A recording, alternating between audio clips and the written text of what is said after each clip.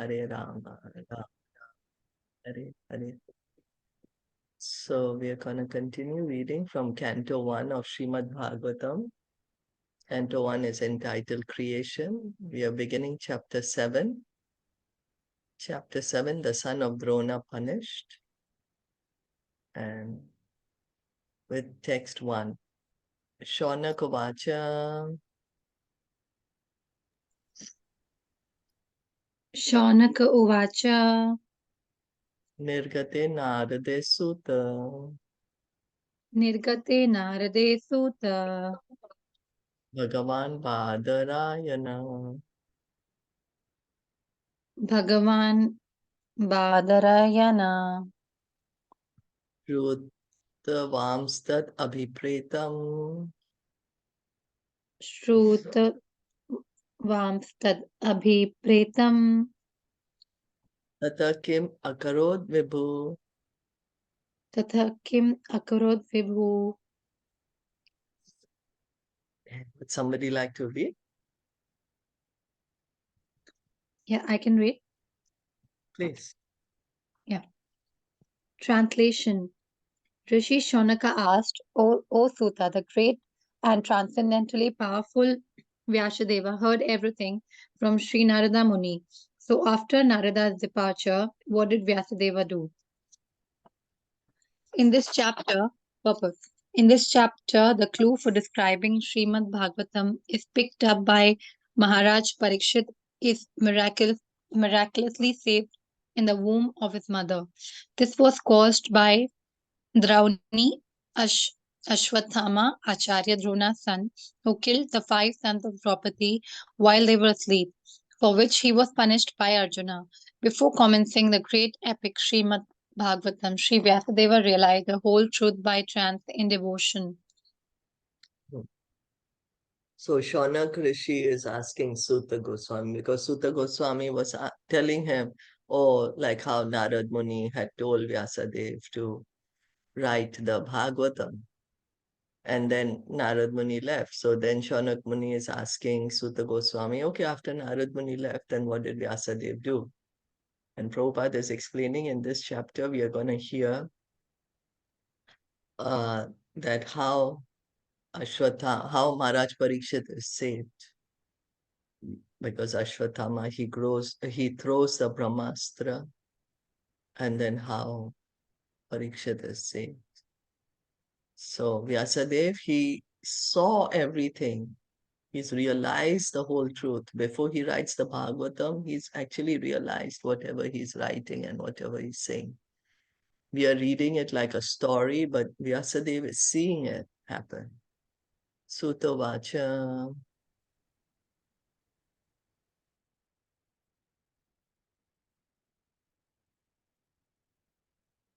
Brahma Nadyam Saraswatyam.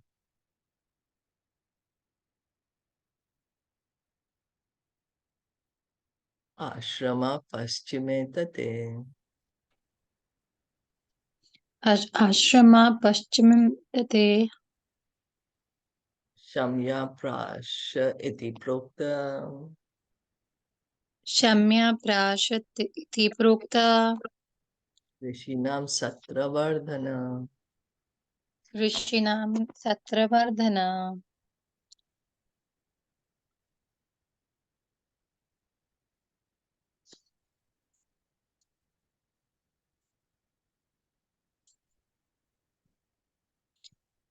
Translation. Sri Sutta said, on the western bank of the river Saraswati, which is intimately related with the Vedas, there is a cottage for meditation at Samya Prasha, which enlivens the transcendental activities of the sages. Purport. For spiritual advancement of knowledge, a suitable place and atmosphere are definitely required. The place on the western banks of the Saraswati is especially suitable for this purpose.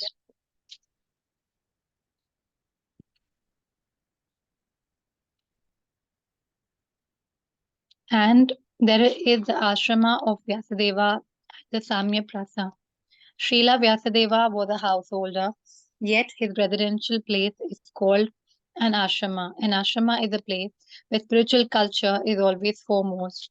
It does not matter whether the place belongs to a householder or a mendicant. The whole Varnashrama system is so designed that each and every status of life is called an ashrama.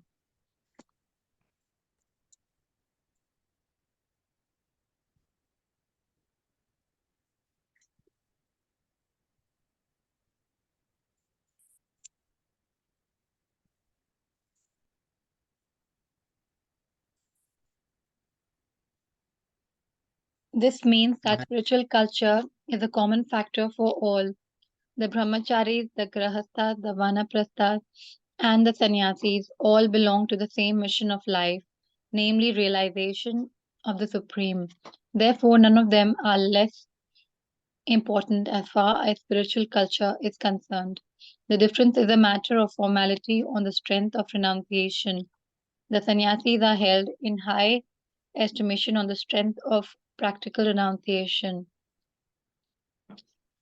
So here Vyasadeva, he's sitting on the banks of the river Saraswati, where he was compiling the Vedas. His ashram is called Samyapras.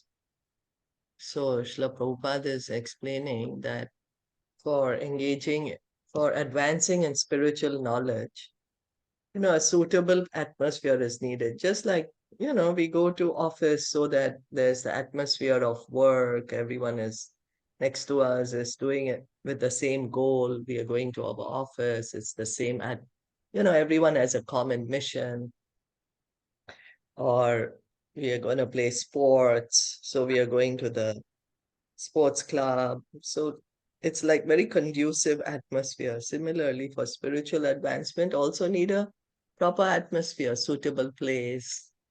So here, this banks of river Saraswati is suitable place for spiritual advancement. And Srila Vyasadeva, although he's a householder, his place where he's staying, Samyaprash, is called ashram, because Srila Prabhupada is explaining that ashram means wherever one is engaging in spiritual knowledge, one is engaging in devotion, as spiritual culture.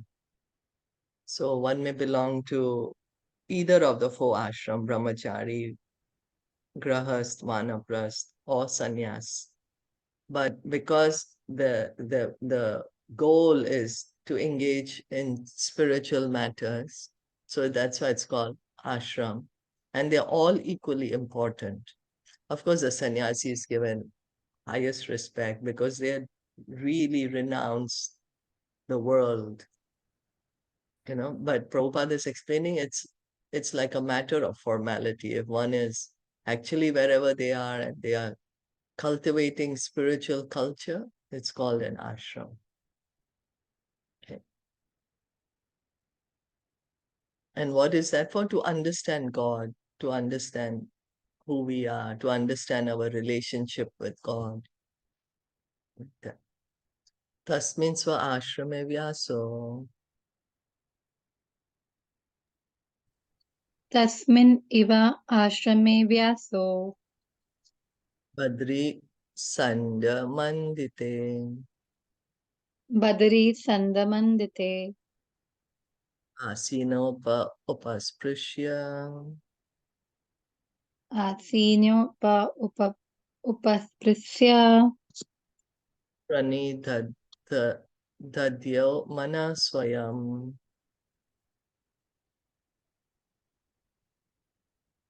pranid pranid dattayo mana swayam.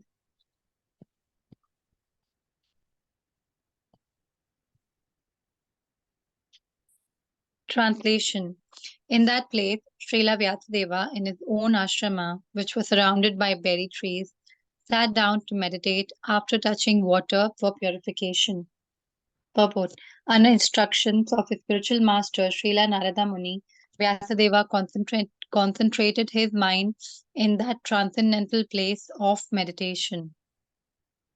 So Narad Muni gave him the instructions that glorify the Supreme Lord. There's not one literature which is completely dedicated that you have written to glorify the Supreme Lord. And Narad Muni told him, deliberate on it, realize what I'm telling you. So now he's beginning his meditation. Bhakti yogena manasi Bhakti yogena manasi samyak pranihite male samyak pranihiti male pashyat purusham purnam apashyat purusham purnam ayam chatad apashrayam. mayam chatat apashrayam. Translation. Thus he fixed his mind, perfectly engaging it by linking it in devotional service, bhakti yoga, without any tinge of materialism. And thus he saw the absolute personality of Godhead along with his external energy, which was under full control. Purport. Perfect vision of the absolute truth is possible only by the linking process of devotional service. This is also confirmed in the Bhagavad Gita. One can perfectly realize the absolute truth personality of Godhead only by the process of devotion service, and one can enter into the kingdom of God by such perfect knowledge. Imperfect realization of the absolute by the partial approach of the impersonal Brahman or localized Paramatma does not permit anyone to enter into the kingdom of God. Sri Narada advised Srila Vyasadeva to become absorbed in transcendental meditation on the personality of Godhead and his activities. Srila Vyasadeva did not take notice of the effulgence of Brahman because that is not absolute vision. The absolute vision is the personality of Godhead as it is confirmed in the Bhagavad Gita. Vasudeva Sarvam Iti. In the Upanishad also it is confirmed that Vasudeva, the personality of Godhead, is covered by the golden glowing Hiranyamayena Patrena veil of impersonal Brahman. And when that curtain is removed by the mercy of the Lord, real face of the Absolute is seen. The Absolute is mentioned here as the Purusha or person. The absolute personality of Godhead is mentioned in so many Vedic literatures and in the Bhagavad Gita. The Purusha is confirmed as the eternal and original person. The absolute personality of Godhead is the perfect person. The Supreme Person has manifold energies, out of which the internal, external, and marginal energies are specifically important. The energy mentioned here is the external energy, as will be clear from the statements of her activities. The internal energy is there along with the absolute person, as the moonlight is there with the moon. The external energy is compared to the darkness because it keeps the living entities in the darkness of ignorance. The word apas, apasrayam suggests that this energy of the Lord is under full control. The internal potency or superior energy is called Maya, but it is spiritual Maya or energy exhibited in the absolute realm. When one is under the shelter of his internal potency, the darkness of material ignorance is at once dissipated, and even those who are Atmarama or fixed in trance take shelter of this Maya or internal energy. Devotional service or bhakti yoga is a function of the internal energy. Thus, there is no place for the inferior energy or material energy, just as there is no place for darkness in the effulgence of spiritual light. Such internal energy is even superior to the spiritual bliss attainable in the conception of impersonal Brahman. It is stated in the Bhagavad Gita that the impersonal Brahman effulgence is also an emanation from the absolute personality of Godhead, Sri Krishna. The Parama Purusha cannot be anyone except Sri Krishna himself, as will be explained in the later shlokas.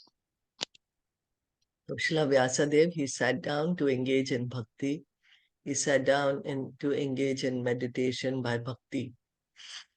And he saw God. He's seeing God in front of him, along with Maya Devi. Amaya, the external energy. And he's seeing that this Mahamaya is fully under control of Krishna. She is completely listening to his orders. She's his servant, so she's following his orders. And Srila Vyasadeva is seeing this when he's sitting in meditation. And how? By devotional service, by bhakti yoga. So here Prabhupada is pointing out in the purport that one can see the absolute truth perfectly only by bhakti, not by any other process. It's only by bhakti one can actually realize the absolute truth as the Supreme Person. So there are 3 stages of realization of God. The initial realization is that God is formless, nirakar. He has no form, he's some light. And that's the Brahman realization. But as we go further, as Prabhupada mentions in Sri Ishopanishad, the mantra is the mantra 15, where the devotee is praying, kindly remove this glaring effulgence so I can see your beautiful face, beautiful smiling face. Because what happens is this Brahman feature covers our vision of God. So one thinks, this formless, this Nirakar, this Brahman is God. No, but if we go beyond this Brahman, Brahmajyoti, we will understand God is a person. As Sri Upanishad is telling us to do, advising us to do. And then another realization of God is that He's a Paramatma in everyone's heart, in every atom of the universe, that He's all pervading here in this material world, that He's the creator. This is also a partial realization.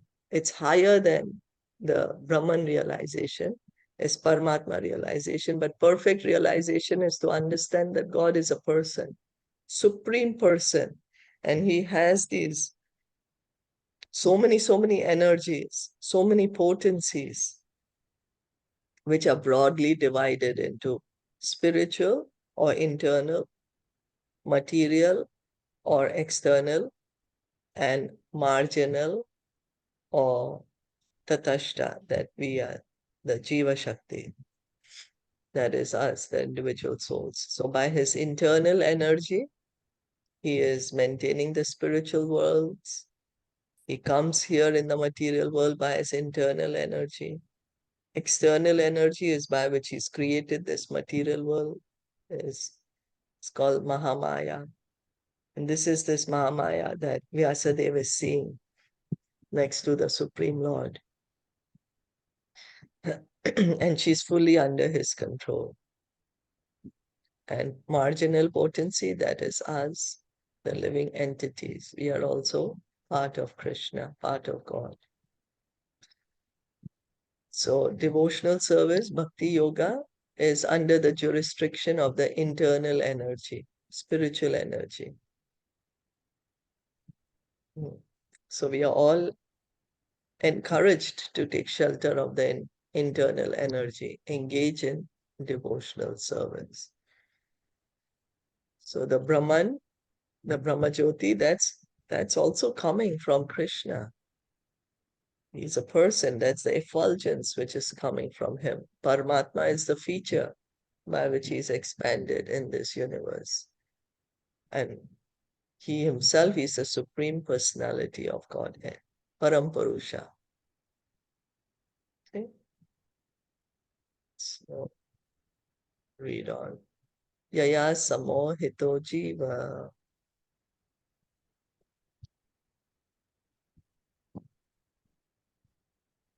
Yaya samohito jiva. Atmanam trigunatmakam. Atmanam trigunatmakam. Paropi manute nartham. Paropi manute nartham. Tat kritam cha vipadyate. Tat kritam chabhipadyate.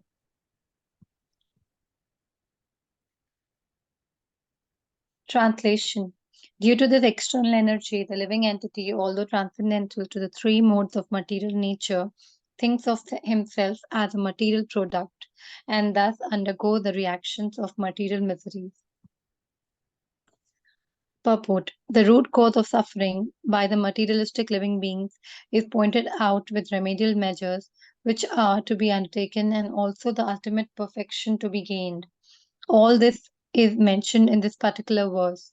The living entity is by constitution transcendental to material engagement, but he is now imprisoned by the external energy, and therefore he thinks himself one of the material products. And due to his unholy contact, the pure spiritual energy entity suffers material miseries under the modes of material nature. The living entity misunderstands himself to be a material product. This means that the present perverted way of thinking, feeling, and willing under material conditions is not natural for him, but he has his normal way of thinking, feeling, and willing. The living being in his original state is not without thinking, willing, and feeling power. It is also confirmed in the Bhagavad Gita that the actual knowledge of the conditioned soul is now covered by any science, that the theory that a living being is absolute impersonal Brahman is refuted herein. This cannot be because the living entity has his own way of thinking in his original unconditioned state also. The present conditional state is due to the influence of the external energy, which means that the illusory energy takes the initiative while the Supreme Lord is aloof. The Lord does not desire that a living being be illusioned by external energy. The external energy is aware of this fact, but still she accepts a thankless task of keeping the forgotten soul under illusion by her bewildering influence. The Lord does not interfere with with the task of the illusionary energy because such performances of the illusory energy are also necessary for reformation of the conditioned soul. An affectionate father does not like his children to be chastised by another agent, yet he puts his disobedient children under the custody of a severe man just to bring them to order. But the all affectionate Almighty Father at the same time desires relief for the conditioned soul, relief from the clutches of of the illusory energy. The king puts the disobedient citizens within the walls.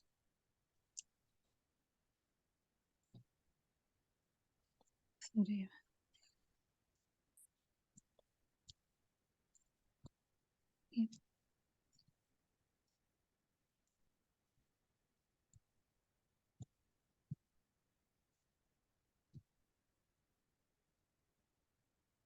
Hare Krishna. So Hare Krishna, Hare Krishna. Sorry, yeah. Are you able to Within the speak? walls, yeah, I'm here. Yeah, within the walls of the jail. But sometimes the king, desiring the prisoner's relief, personally goes there and pleads for reformation. And on his doing so, the prisoners are set free.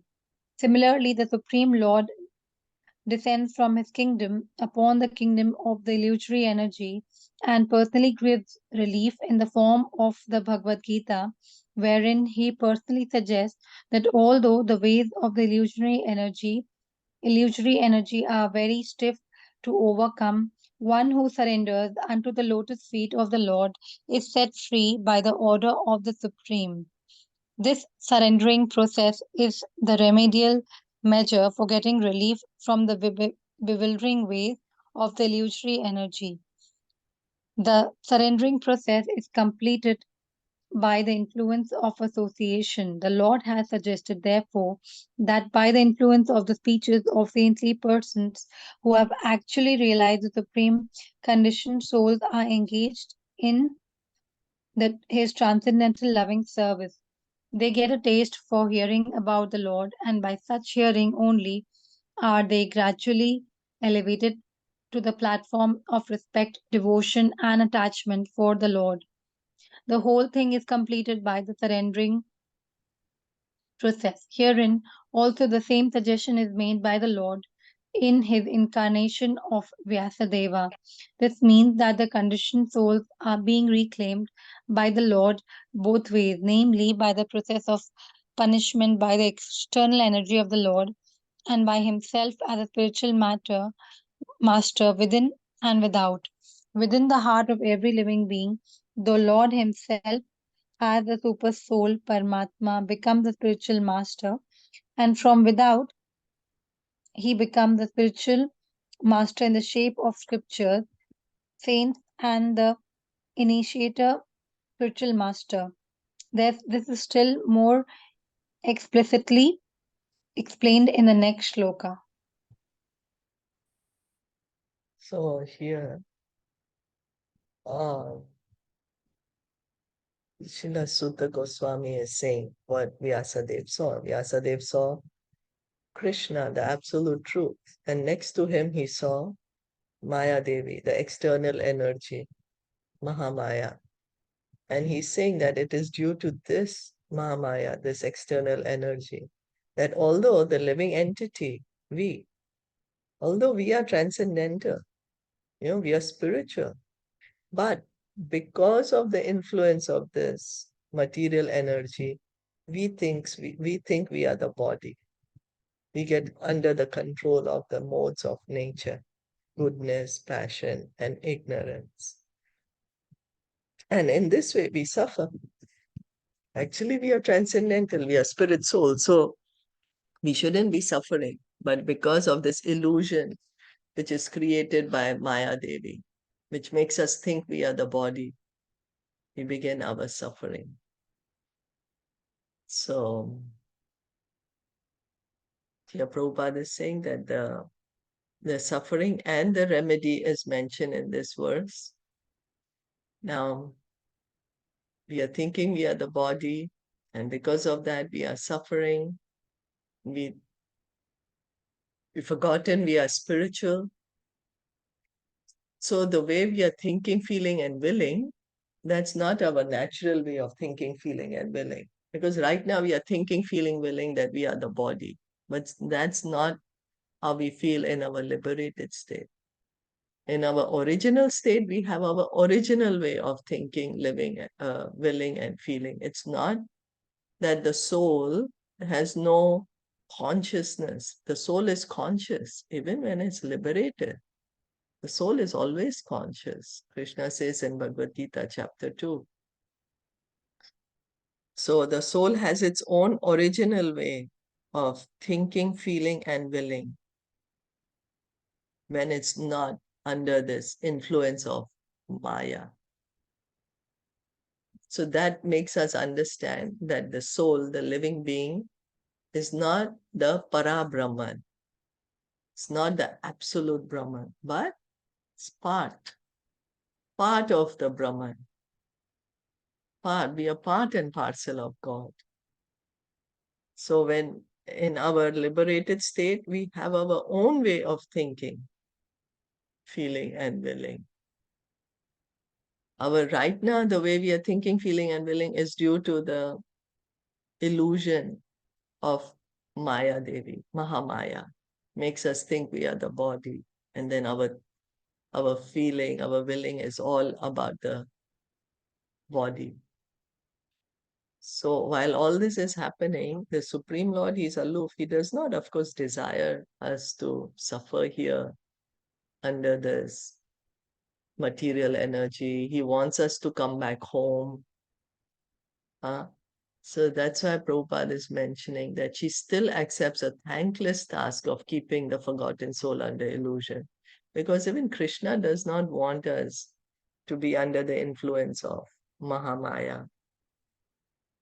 So she knows that. And still she's doing it. Why? Because we need reformation. We need to correct our behavior. So this is the reason. But Krishna does not interfere, that how Maya Devi is correcting our behavior. So Prabhupada is explaining, just like a, a loving father, he does not like to chastise his child, but the child has become spoiled. Now what to do? So he may put a strict teacher there, that, okay, you discipline my child. He's not listening, so you discipline. So this is how Krishna puts this material nature. But Krishna, at the same time, he wants us to come back home. He does not want us to suffer. He wants us to get relief from the clutches of illusion. He wants us to understand our real position, our real loving relationship with him. So Prabhupada is giving another example, just like the citizens are put inside the prison because they need some kind of reformation, some discipline is needed, some kind of change is needed. So they're put in the prison by the king. And once they are reformed, once the whatever faulty character is changed, then they are again set free. So Krishna, he himself, he comes to give us the knowledge of Bhagavad Gita. So to help us get out of this material world, to help us to change our ways, to surrender to him. Krishna says, Sarva Dharmam Parityagya Mam Ekam Sharanam Braja. He's saying, surrender unto me and cross beyond this material energy. This is what Krishna is saying. He does not want us to suffer here in the material world. So he's saying surrender. So how we surrender? We begin in the association of devotees. We begin hearing from the devotees, from the pure devotees who have actually realized the absolute truth.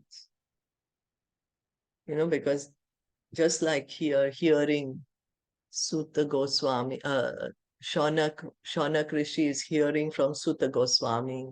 Sutta Goswami heard from Sukadev Goswami. So, hearing from the devotees who have realized the truth, who know the truth, when we hear from them, then we will also be able to know the truth. So, we have to be careful who we hear from, have to hear from the devotees. So, then when we hear in the association of such pure devotees, then here Prabhupada is saying, we can also get a taste for hearing about the Lord. And the more we hear, gradually, we can come to adore the Lord, become attached to him, have respect for him, have devotion for him. So it all begins by hearing from the devotees. Surrendering process begins when we hear from the devotees, when we chant Hare Krishna, Krishna Krishna, Hare Hare, Hare Ram, Ram Ram, Hare Hare. So how is Krishna reclaiming us, conditioned souls? One, he, under the nature's laws, he's put this nature's laws. He's the lawmaker. He's put this material energy to correct us. Then we realize, oh my God, what's happening? Why am I suffering so much? Then we may begin to hear from Bhagavad Gita. Let me hear what God has to say. So he helps us in all the ways. He's helping us to get out of here. He wants us to give up our infatuation with this material world and come back to the spiritual world. So he helps us within as the Paramatma. He's the Paramatma in our heart. So he gives us good counsel. And outside, he comes as the spiritual master. The spiritual master is a representative of God. He teaches us about God. He can show us God. And the scriptures, the Vedas, are given by God himself. So he's giving us all these facilities. We simply have to accept his mercy.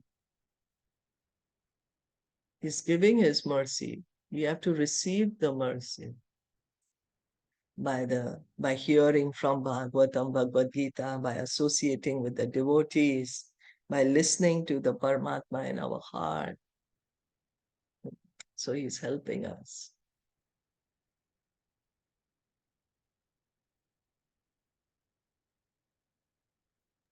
Personal superintendence of the illusory energy is confirmed in the Vedas, the Kena Upanishad, in relation to the demigods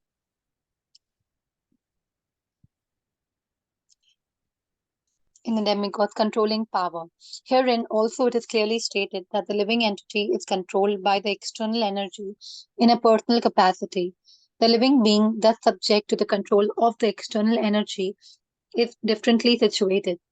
It is clear, however, from the present statement of the Bhagavatam that the same external energy is situated in the inferior position before the personality of Godhead or the perfect being.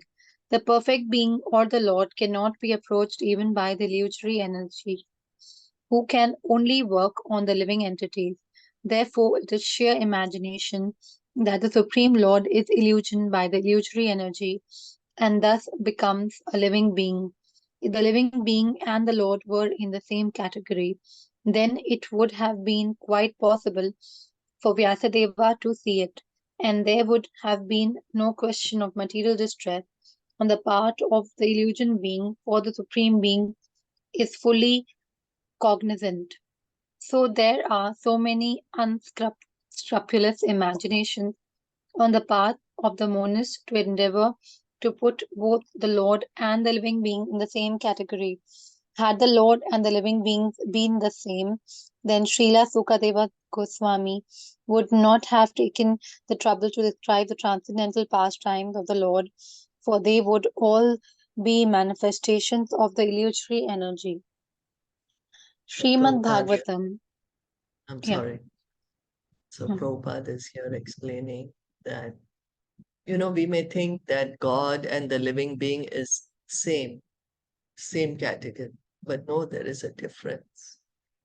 One may think, oh, well, there is a difference now, but after liberation, then there is no difference between an individual soul and God. No, there's always a difference. There's always a difference. Maya, the external energy, she can never cover God. He's never covered by her, just like the cloud. The cloud can never cover the sun. The cloud, it covers our vision of the sun so that we cannot see the sun. But it doesn't mean that the cloud is actually covering the sun. No. So the illusory energy, the external energy, Maya Devi, the illusion, she works only on us, the living beings. She can never cover God. God never comes under her influence. He is her master. He is a master. And Vyasadeva is seeing it by himself. We are in distress. We come under misery because we are illusioned by the material energy. But God never comes under distress. He's never illusioned by the material energy. There is a difference. If there was no difference, Prabhupada is saying, then if there was no difference between God and the living being, then why will Shukadev Goswami take the trouble of describing the transcendental pastimes of the Lord? Because then everything would be illusion. But no, there is a difference between God and us. And the difference always remains, continues to remain. The Supreme Lord is the Supreme Lord. We are the living beings, the individual souls. We are in a different category.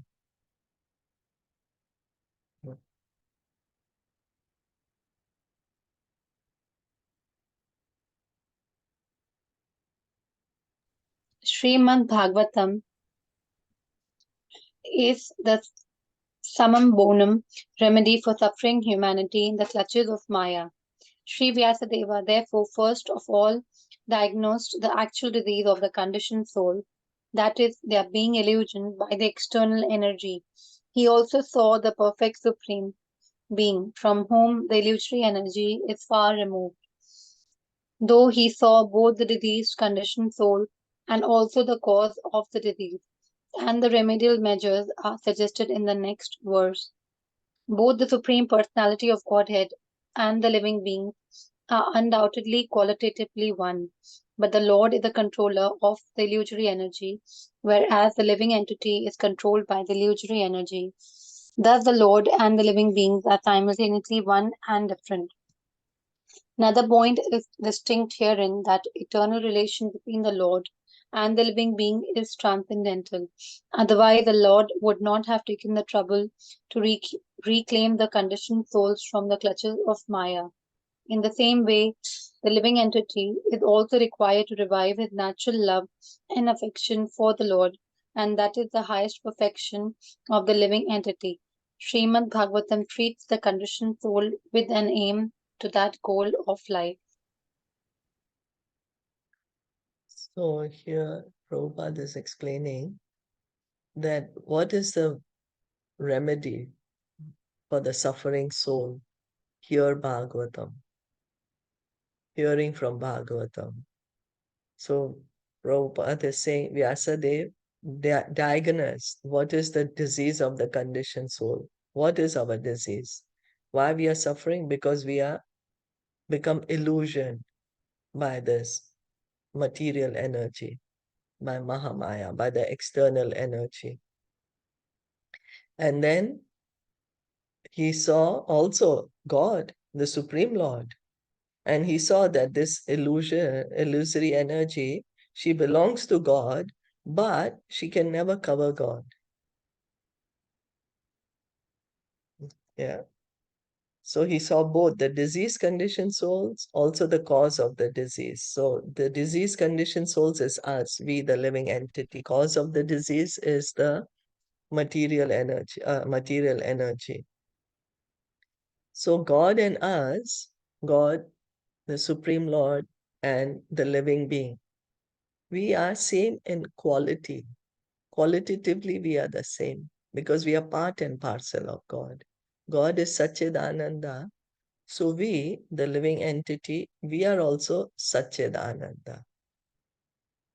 But there is a difference that God He's the controller of this material energy. But we cannot control her. We get controlled by her. We start thinking we are the body. We come in Maya, we come in illusion. God never comes in illusion. He controls the illusory energy. So although we are part and parcel of God, the the the size is very different, simultaneously one and different. One in quality, different in quantity. The Supreme Lord, He's unlimited, whereas we are minute. Because we are minute, we get covered by Maya. God, He's unlimited. He can never get covered by Maya. He controls her. She is His energy. So we have a loving relationship with God, a relationship which is eternal, which never breaks. It is spiritual. And because of this, God wants us to come back to the spiritual world. He wants us to wake up from this illusion. He comes, he gives us Bhagavad Gita, he comes himself, he comes as his incarnations, or he sends his different devotees to keep speaking to us, give us this knowledge. So God is doing his part. And what is our part? We have to revive our natural love and affection for God. And that is our highest perfection. Yeah. So God is doing his part. He's coming, he's giving us this knowledge. Bhagavad Gita, he's left behind the Bhagavatam for us. And our part, we have to revive our natural love. This love is there in everyone's heart for God. We simply have to revive it. And that is our perfection. So the remedy is hearing Bhagavatam. Srimad Bhagavatam treats the conditioned soul with an aim to that goal of life. So Bhagavatam helps us to revive our natural love, attachment to God, our devotion to God. And Prabhupada is saying in the next verse, we are going to hear about how the suffering can be mitigated. This by devotional service, by bhakti. So we can read that tomorrow. Any questions, comments? Or if this is small, then we could try to finish it today. It's not very long. Anartho Pashmam Sakshat Anartho Pashamam Sakshat Bhakti Yogam Adhokshaje Bhakti Yogam Adhoksaje Lokas Ya Janato Vidvams Lokasya Janato Vidvam Chakre Satvata Samhitam. Chakre Satvata Samhitam.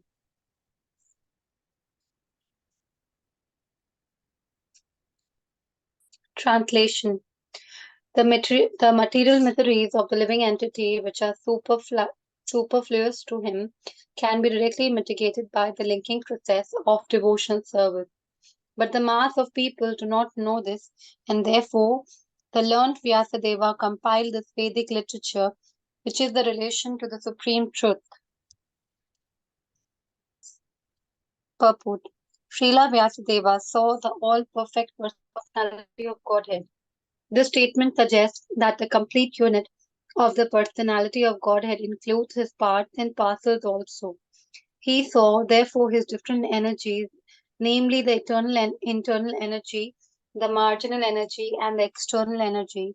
He also saw his different plenary portions and parts of the plenary portions, namely his different incarnations also, and he specifically observed the unwanted miseries of the conditioned souls who are bewildered by the external energy, and at last he saw the remedial measure for the conditioned soul, namely the process of devotional service. It is a great transcendental science and begins with the process of hearing and chanting the name, fame, glory, etc. of the Supreme Personality of Godhead. Revival of the dormant affection or love of Godhead does not depend on the mechanical system of hearing and chanting, but it solely and wholly depends on the causeless mercy of the Lord. When the Lord is fully satisfied with the sincere efforts of the devotee, he may endow him with his loving transcendental service. But even with the prescribed forms of hearing and chanting, there is at once mitigation of the superfluous and unwanted miseries of material existence. Such mitigation of material affection does not wait for development of transcendental knowledge. Rather, knowledge is dependent on devotional service for the ultimate realization of the supreme truth.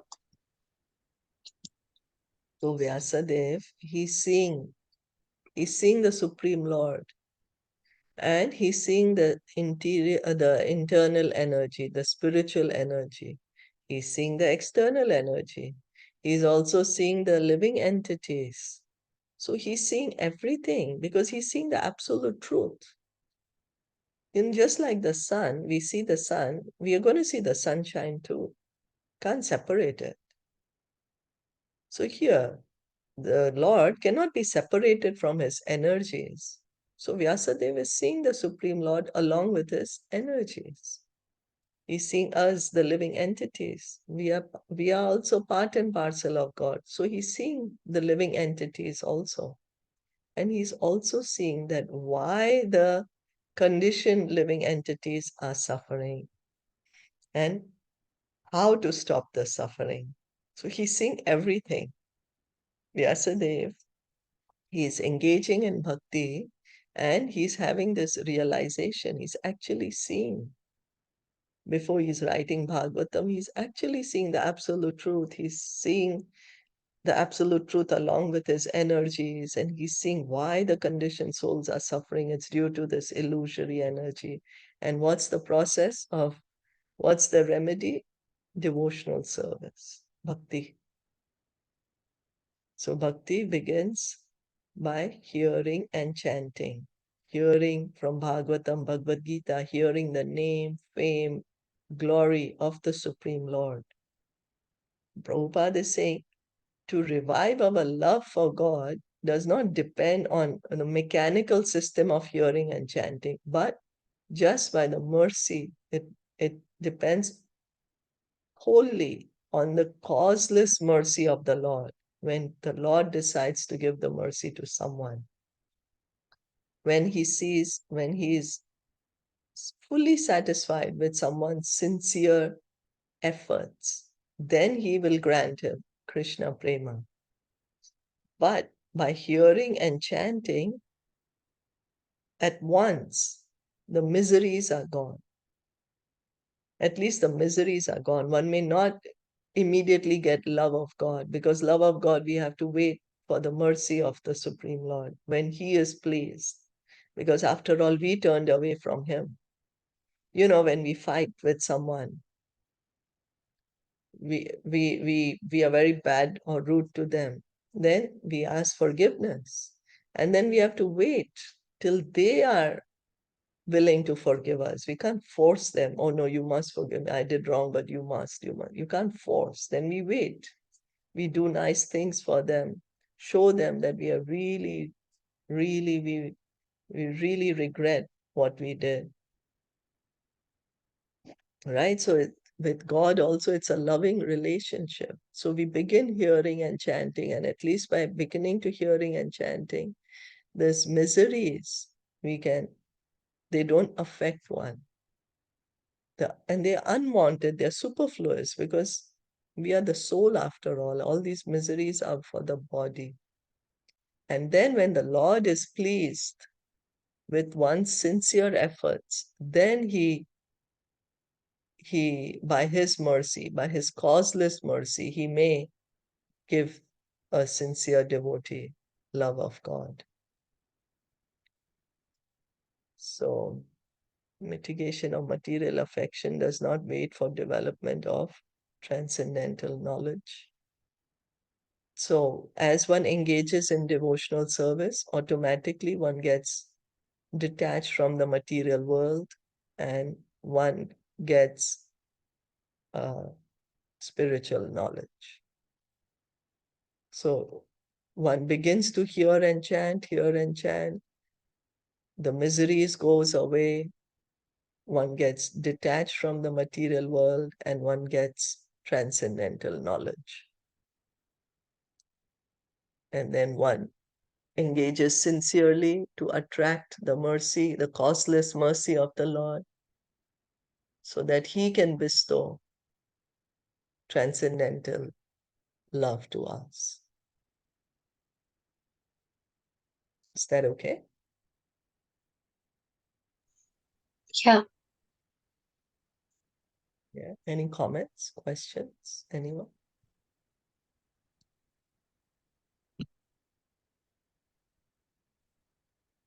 So what we are hearing is that living beings, we are souls, but we are here under the influence of Maya. And Vyasadeva is seeing we are suffering is because of this influence of Maya, and he's seeing the remedy. Remedy is bhakti, hearing and chanting, which bhakti begins by hearing and chanting, and by hearing and chanting, our miseries will go away. The more we hear and chant, the more we can give up our attachment to the material world, the more we will get spiritual knowledge, transcendental knowledge. And when the Supreme Lord, he is pleased with the sincere effort of the living being, he then bestows transcendental loving service to the living being, living entity. So we'll stop here for today. Thank you so much for listening and joining in. Shila Prabhupada ki jai. Gaur Bhakta Vrinda ki jai. Hare Krishna.